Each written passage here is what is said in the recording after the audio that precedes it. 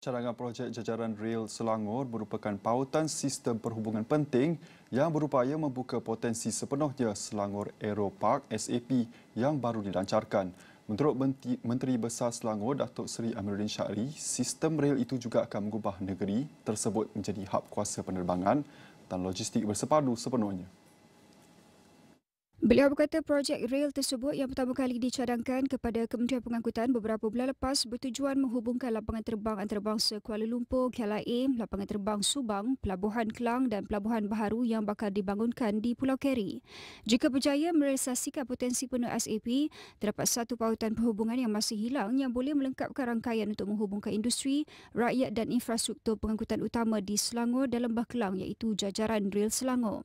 Walaupun Kerajaan Negeri Selangor sedar sepenuhnya akan kerumitan kewangan yang terlibat, beliau memberi jaminan bersedia untuk memberikan sokongan sepenuhnya dari segi intelektual dan teknikal bagi merealisasikan visi ini dengan restu Jemaah Menteri Persekutuan.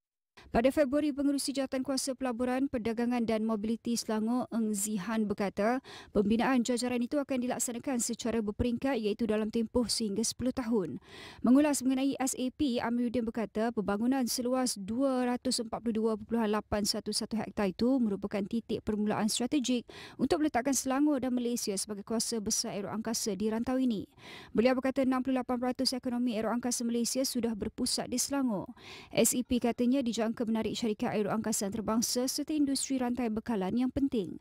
Menurut Amiruddin, satu lagi objektif utama SAP iaitu mengangkat perusahaan kecil dan sederhana tempatan ke tahap nilai yang lebih tinggi serta meningkatkan bahagian Malaysia dalam aktiviti aeroangkasa bernilai tinggi.